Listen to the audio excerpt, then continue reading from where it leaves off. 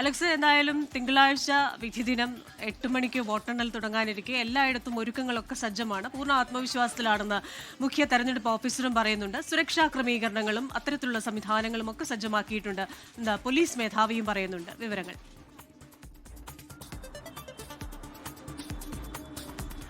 ക്രിസ്ത്യന, സംസ്ഥാന ചരിത്രത്തിലെ ഏറ്റവും ഉയർന്ന പോളിംഗുകളിൽ ഒന്നാണ് കഴിഞ്ഞ ഏപ്രിൽ 9 രേഖപ്പെടുത്തിയത്. 78.27%. മൂന്ന് മുന്നണികളും ഒരുപോലെ ആത്മവിശ്വാസത്തിലാണ്. പ്രത്യേകിച്ച് LDF, UDF മുന്നണിയിൽ തികഞ്ഞ ആത്മവിശ്വാസത്തിലാണ്. LDF തുടർഭരണം പ്രതീക്ഷിക്കുന്നു, UDF ആകട്ടെ ഒരു ഭരണമാറ്റവും പ്രതീക്ഷിക്കുന്നു. അതിനുള്ള വോട്ടാണ് പെട്ടിയിൽ വീഴുന്നതെന്ന് മുന്നണികൾ കണക്ക് കൂട്ടുന്നുണ്ട്. ആ കണക്ക് കൂട്ടലുകൾ അങ്ങനെ തന്നെ തുടരുമ്പോൾ അത് ജനവിധി അറിയാൻ ഇനി രണ്ട് രാത്രിയും ഒരു പകലിന്റെയും ദൂരം മാത്രമാണ് ബാക്കി. അതായത് മണിക്കൂറുകൾ മാത്രമാണ് ബാക്കി. മറ്റന്നാൾ, അതായത് മെയ് 4 രാവിലെ 8 മണിക്ക് വോട്ടെണ്ണൽ ആരംഭിക്കും. ആദ്യം എണ്ണുന്നത് തപാൽ വോട്ടുകളായിരിക്കും ആദ്യം എണ്ണുന്നത്. അതിനുശേഷമായിരിക്കും ഇലക്ട്രോണിക് വോട്ടിംഗ് മെഷീനുകൾ എണ്ണിത്തുടങ്ങുക. ഒരു 9:10 മണിയോടുകൂടി സംസ്ഥാന നിയമസഭാ തെരഞ്ഞെടുപ്പുമായി ബന്ധപ്പെട്ട ട്രെൻഡ്, അതേത് വഴിക്കാണ് ആ കാറ്റ് വീശുന്നത് എന്നറിയാൻ പറ്റുമെന്നുള്ളതാണ് ഏറ്റവും പ്രധാനപ്പെട്ട കാര്യം. ഓരോ ടേബിളിലും 14 ബൂത്തുകൾ എന്ന നിലയ്ക്കാണ്, 14 ബൂത്തുകളിലെ EVM എന്ന നിലയ്ക്കാണ് ക്രമീകരിച്ചിരിക്കുന്നത്. അതുമാത്രമല്ല, അങ്ങേയറ്റം എല്ലാ സജ്ജീകരണങ്ങളും പൂർത്തിയാക്കിയതായി മുഖ്യ തെരഞ്ഞെടുപ്പ് ഓഫീസർ രത്തൻ യു കേൽക്കർ അറിയിച്ചിട്ടുണ്ട്. 43 സ്ഥലങ്ങളിലായി 140 കേന്ദ്രങ്ങളിൽ വോട്ടെണ്ണൽ നടക്കും. ഏതാണ്ട് 15,465 ഉദ്യോഗസ്ഥർ വോട്ടെണ്ണൽ നടപടികളിൽ ഭാഗമാകും. ഈ ഉദ്യോഗസ്ഥർക്ക് പുറമെ സുരക്ഷ ഒരുക്കുന്നതിനു വേണ്ടി സംസ്ഥാനത്തെ പോലീസും എല്ലാ സജ്ജീകരണങ്ങളും പൂർത്തിയാക്കിയതായി സംസ്ഥാന പോലീസ് മേധാവി റവാഡ ചന്ദ്രശേഖർ വ്യക്തമാക്കിയിട്ടുണ്ട്.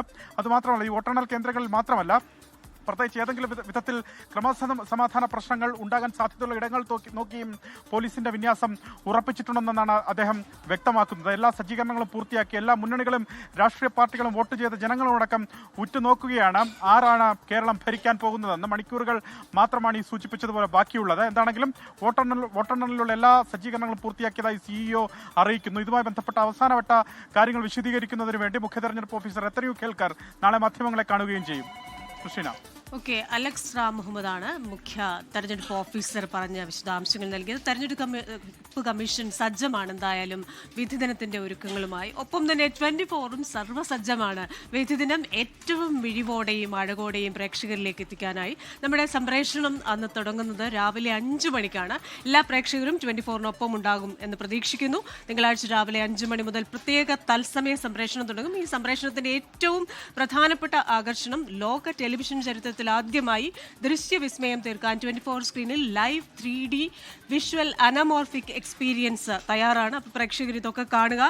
ഇമേഴ്സീവ് ടെക്നോളജി എന്നൊക്കെ നമ്മൾ കേട്ടിട്ട് മാത്രമേ ഉള്ളൂ. പക്ഷേ അത് എത്രത്തോളം പ്രേക്ഷകരിലേക്ക് എത്തിക്കാനാകുമെന്നാണ് 24 ഇപ്പോൾ തയ്യാറായിക്കൊണ്ടിരിക്കുന്നത്. അതിനു വേണ്ടിയിട്ടാണ്. അപ്പോൾ എല്ലാ പ്രേക്ഷകരും തിങ്കളാഴ്ച രാവിലെ 5 മണി തൊട്ട് 24നൊപ്പം തുടരുക.